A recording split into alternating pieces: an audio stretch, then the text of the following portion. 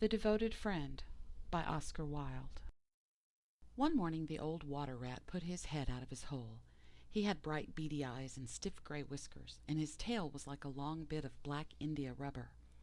The little ducks were swimming about in the pond, looking just like a lot of yellow canaries, and their mother, who was pure white, with the real red legs, was trying to teach them how to stand on their heads in the water.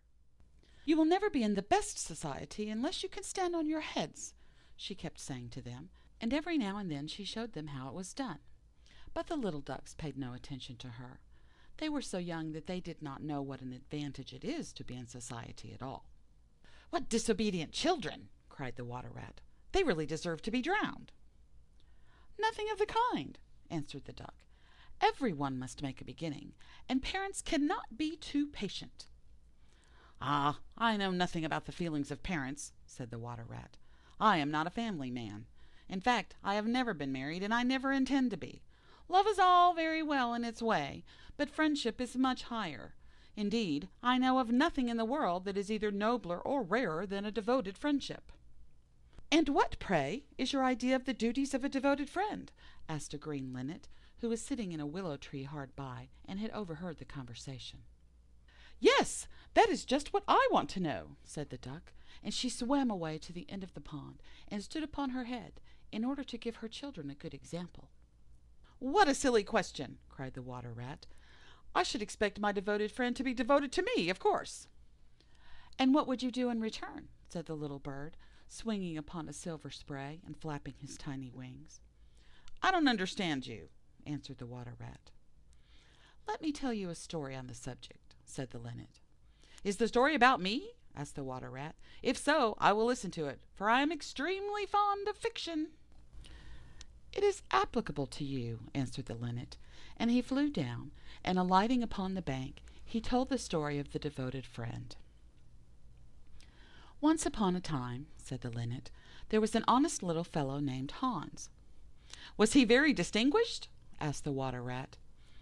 "No," answered the linnet, "I don't think he was distinguished at all, except for his kind heart and his funny, round, good-humoured face. He lived in a tiny cottage all by himself, and every day he worked in his garden. In all the countryside there was no garden so lovely as his. Sweet William grew there, and gillyflowers, and shepherd's purses, and fair maids of France. There were damask roses, and yellow roses, lilac crocuses, and gold, purple violets, and white. Columbine and lady smock, marjoram and wild basil, the cowslip and the flower de luce, the daffodil and the clove pink bloomed or blossomed in their proper order as the months went by, one flower taking another flower's place, so that there were always beautiful things to look at, and pleasant odors to smell. Little Hans had a great many friends, but the most devoted friend of all was Big Hugh the miller. Indeed, so devoted was the rich miller to little Hans, that he would never go by his garden without leaning over the wall and plucking a large nosegay, or a handful of sweet herbs, or filling his pockets with plums and cherries, if it was the fruit season. "Real friends should have everything in common," the miller used to say, and little Hans nodded and smiled, and felt very proud of having a friend with such noble ideas. Sometimes, indeed, the neighbours thought it strange that the rich miller never gave little Hans anything in return, though he had 100 sacks of flour stored away in his mill, and 6 milch cows, and a large flock of woolly sheep. But Hans never troubled his head about these things, and nothing gave him greater pleasure than to listen to all the wonderful things the miller used to say about the unselfishness of true friendship.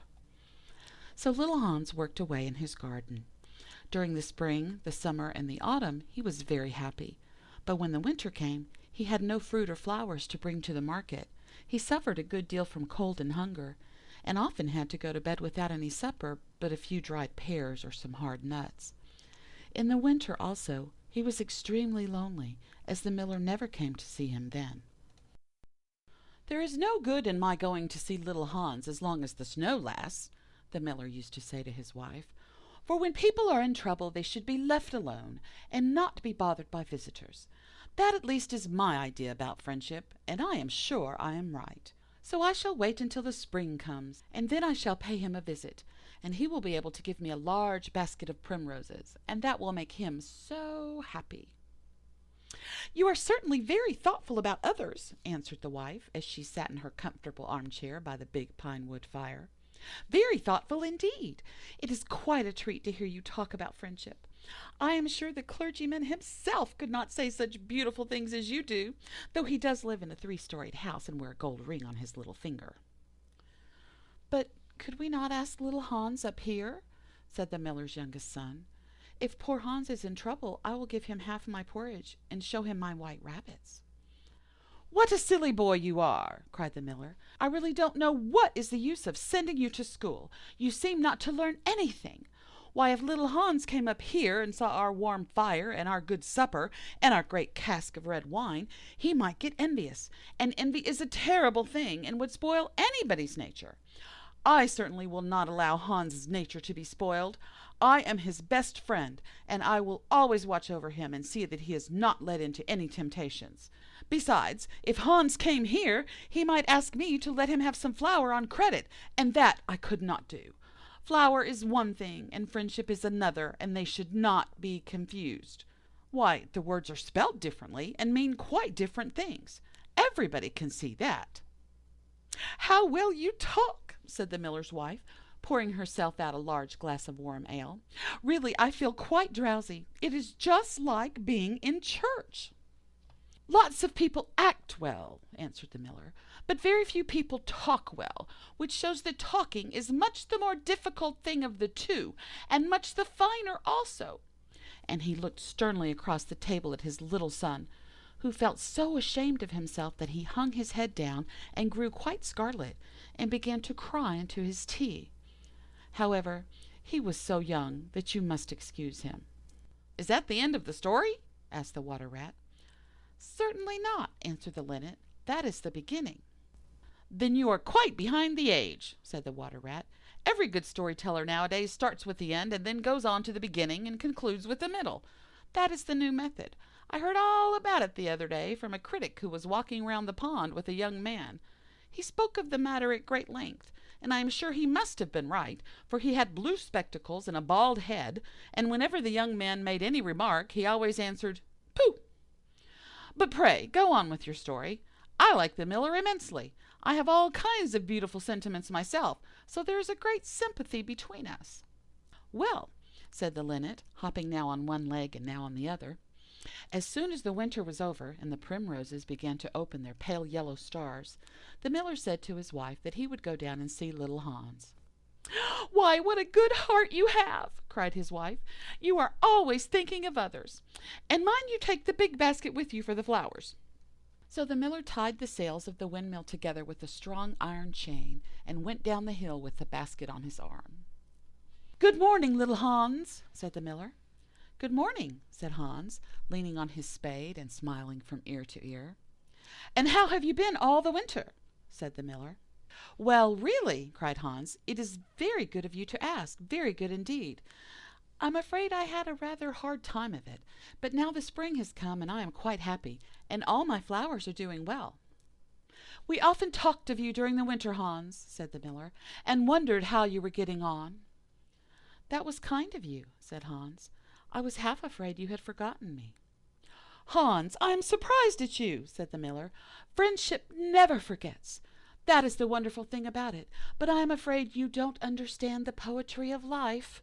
How lovely your primroses are looking, by the by. They are certainly very lovely, said Hans, and it is a most lucky thing for me that I have so many. I'm going to bring them into the market and sell them to the burgomaster's daughter, and buy back my wheelbarrow with the money. Buy back your wheelbarrow? You don't mean to say you have sold it? What a very stupid thing to do! Well, the fact is, said Hans, that I was obliged to. You see, the winter was a very bad time for me, and I really had no money at all to buy bread with. So I first sold the silver buttons off my Sunday coat, and then I sold my silver chain, and then I sold my big pipe, and at last I sold my wheelbarrow. But I'm going to buy them all back again now. Hans, said the miller, I will give you my wheelbarrow. It is not in very good repair, indeed one side is gone, and there is something wrong with the wheel spokes, but in spite of that I will give it to you. I know it is very generous of me, and a great many people would think me extremely foolish for parting with it, but I am not like the rest of the world. I think that generosity is the essence of friendship. And besides, I've got a new wheelbarrow for myself. Yes, you may set your mind at ease. I will give you my wheelbarrow." "Well, really, that is very generous of you," said little Hans, and his funny round face glowed all over with pleasure. "I can easily put it in repair, as I have a plank of wood in the house." "A plank of wood!" said the miller. "Why, that is just what I want for the roof of my barn. There is a very large hole in it, and the corn will all get damp if I don't stop it up. How lucky you mentioned it! It is quite remarkable how one good action always breeds another. I have given you my wheelbarrow, and now you are going to give me your plank. Of course, the wheelbarrow is worth far more than the plank, but true friendship never notices things like that. Pray get it at once, and I will set to work at my barn this very day." "Certainly," cried little Hans, and he ran into the shed and dragged the plank out. "It is not a very big plank," said the miller, looking at it, "and I am afraid that after I have mended my barn roof there won't be any left for you to mend the wheelbarrow with. But of course that is not my fault. And now, as I have given you my wheelbarrow, I am sure you would like to give me some flowers in return. Here's the basket, and mind you fill it quite full." "Quite full?" said little Hans, rather sorrowfully, for it was really a very big basket, and he knew that if he filled it he would have no flowers left for the market, and he was very anxious to get his silver buttons back. "Well, really," answered the miller, "as I have given you my wheelbarrow, I don't think that it is much to ask you for a few flowers. I may be wrong, but I should have thought that friendship, true friendship, was quite free from selfishness of any kind." "My dear friend, my best friend," cried little Hans, "you are welcome to all the flowers in my garden. I would much sooner have your good opinion than my silver buttons any day." And he ran and plucked all his pretty primroses and filled the miller's basket. "Good-bye, little Hans," said the miller, as he went up the hill with the plank on his shoulder and the big basket in his hand. "Good-bye," said little Hans, and he began to dig away quite merrily. He was so pleased about the wheelbarrow. The next day he was nailing up some honeysuckle against the porch when he heard the miller's voice calling to him from the road. So he jumped off the ladder and ran down the garden and looked over the wall. There was the miller with a large sack of flour on his back. "Dear little Hans," said the miller, "would you mind carrying this sack of flour for me to market?" "Oh, I am so sorry," said Hans, "but I am really very busy today. I've got all my creepers to nail up, and all my flowers to water, and all my grass to roll." "Well, really," said the miller, "I think that, considering that I am going to give you my wheelbarrow, it is rather unfriendly of you to refuse." "Oh, don't say that," cried little Hans. "I wouldn't be unfriendly for the whole world." And he ran in for his cap and trudged off with the big sack on his shoulders. It was a very hot day, and the road was terribly dusty, and before Hans had reached the 6th milestone he was so tired that he had to sit down and rest. However, he went on bravely, and at last he reached the market. After he had waited there some time, he sold the sack of flour for a very good price, and then he returned home at once, for he was afraid that if he stopped too late he might meet some robbers on the way. "It has certainly been a hard day," said little Hans to himself as he was going to bed. "But I am glad I did not refuse the miller, for he is my best friend, and besides, he is going to give me his wheelbarrow." Early the next morning the miller came down to get the money for his sack of flour, but little Hans was so tired that he was still in bed. "Upon my word," said the miller, "you are very lazy. Really, considering that I am going to give you my wheelbarrow, I think you might work harder. Idleness is a great sin, and I certainly don't like any of my friends to be idle or sluggish. You must not mind my speaking quite plainly to you. Of course I should not dream of doing so if I were not your friend. But what is the good of friendship if one cannot say exactly what one means? Anybody can say charming things and try to please and to flatter, but a true friend always says unpleasant things and does not mind giving pain. Indeed, if he is a really true friend, he prefers it, for he knows that then he is doing good." "I am very sorry," said little Hans, rubbing his eyes and pulling off his nightcap, "but I was so tired that I thought I would lie in bed for a little time and listen to the birds singing. Do you know that I always work better after hearing the birds sing?" "Well, I am glad of that," said the miller, clapping little Hans on the back, "for I want you to come up to the mill as soon as you are dressed and mend my barn roof for me."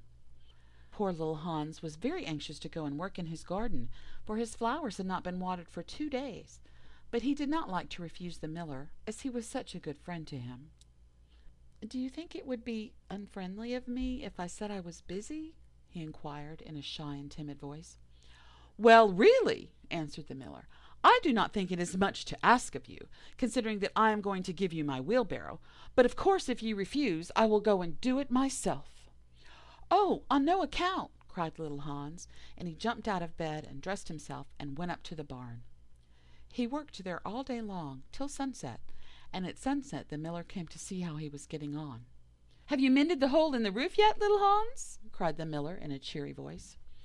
"It is quite mended," answered little Hans, coming down the ladder. "Ah," said the miller, "there is no work so delightful as the work one does for others." "It is certainly a great privilege to hear you talk," answered little Hans, sitting down and wiping his forehead.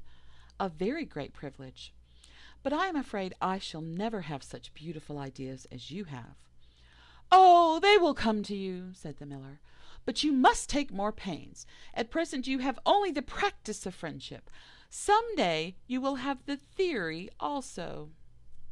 "Do you really think I shall?" asked little Hans. "I have no doubt of it," answered the miller. "But now that you have mended the roof, you had better go home and rest, for I want you to drive my sheep to the mountain tomorrow."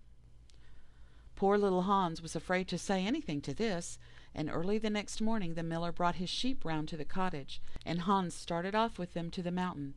It took him the whole day to get there and back, and when he returned he was so tired that he went off to sleep in his chair, and did not wake up till it was broad daylight. "What a delightful time I shall have in my garden," he said, and he went to work at once. But somehow he was never able to look after his flowers at all, for his friend the miller was always coming round and sending him off on long errands, or getting him to help at the mill. Little Hans was very much distressed at times, and he was afraid his flowers would think he had forgotten them, but he consoled himself by the reflection that the miller was his best friend. "Besides," he used to say, "he is going to give me his wheelbarrow, and that is an act of pure generosity." So little Hans worked away for the miller, and the miller said all kinds of beautiful things about friendship, which Hans took down in a notebook and used to read over at night, for he was a very good scholar. Now it happened that one evening little Hans was sitting by his fireside when a loud rap came at the door. It was a very wild night, and the wind was blowing and roaring round the house so terribly that at first he thought it was merely the storm. But a second rap came, and then a third, louder than any of the others. "It is some poor traveller," said little Hans to himself, and he ran to the door. There stood the miller with a lantern in one hand and a big stick in the other. "Dear little Hans," cried the miller, "I am in great trouble. My little boy has fallen off a ladder and hurt himself, and I am going for the doctor. But he lives so far away, and it is such a bad night, that it has just occurred to me that it would be much better if you went instead of me. You know I am going to give you my wheelbarrow, and so it is only fair that you should do something for me in return." "Certainly," cried little Hans. "I take it quite as a compliment your coming to me, and I will start off at once. But you must lend me your lantern, as the night is so dark that I am afraid I might fall into the ditch." "I am very sorry," answered the miller, "but it is my new lantern, and it would be a great loss to me if anything happened to it." "Well, never mind, I will do without it," cried little Hans, and he took down his great fur coat and his warm scarlet cap, and tied a muffler round his throat, and started off. What a dreadful storm it was! The night was so black that little Hans could hardly see, and the wind was so strong that he could scarcely stand. However, he was very courageous, and after he had been walking about 3 hours, he arrived at the doctor's house and knocked on the door. "Who is there?" cried the doctor, putting his head out of his bedroom window. "Little Hans, doctor." "What do you want, little Hans?" "The miller's son has fallen from a ladder and has hurt himself, and the miller wants you to come at once." "All right," said the doctor, and he ordered his horse and his big boots and his lantern, and came downstairs and rode off in the direction of the miller's house, little Hans trudging behind him. But the storm grew worse and worse, and the rain fell in torrents, and little Hans could not see where he was going or keep up with the horse. At last he lost his way and wandered off on the moor, which was a very dangerous place, as it was full of deep holes, and there poor little Hans was drowned. His body was found the next day by some goatherds, floating in a great pool of water, and was brought back by them to the cottage. Everybody went to little Hans' funeral, as he was so popular, and the miller was the chief mourner. "As I was his best friend," said the miller, "it is only fair that I should have the best place." So he walked at the head of the procession in a long black cloak, and every now and then he wiped his eyes with a big pocket handkerchief. "Little Hans is certainly a great loss to everyone," said the blacksmith, when the funeral was over and they were all seated comfortably in the inn, drinking spiced wine and eating sweet cakes. "A great loss to me, at any rate," answered the miller. "Why, I had as good as given him my wheelbarrow, and now I really don't know what to do with it. It is very much in my way at home, and it is in such bad repair that I could not get anything for it if I sold it. I will certainly take care not to give away anything again. One always suffers for being generous." "Well," said the water rat, after a long pause. "Well, that is the end," said the linnet. "But what became of the miller?" asked the water rat. "Oh, I really don't know," replied the linnet, "and I'm sure that I don't care." "It is quite evident, then, that you have no sympathy in your nature," said the water rat. "I'm afraid you don't quite see the moral of the story," remarked the linnet. "The what?" screamed the water rat. "The moral." "Do you mean to say that the story has a moral?" "Certainly," said the linnet. "Well, really," said the water rat in a very angry manner, "I think you should have told me that before you began. If you had done so, I certainly would not have listened to you. In fact, I should have said pooh, like the critic. However, I can say it now." So he shouted out pooh at the top of his voice, gave a whisk with his tail, and went back into his hole. "And how do you like the water rat?" asked the duck, who came paddling up some minutes afterwards. "He has a great many good points, but for my own part I have a mother's feelings, and I can never look at a confirmed bachelor without the tears coming into my eyes." "I am rather afraid that I have annoyed him," answered the linnet. "The fact is that I told him a story with a moral." "Ah, that is always a very dangerous thing to do," said the duck. "And I quite agree with her,"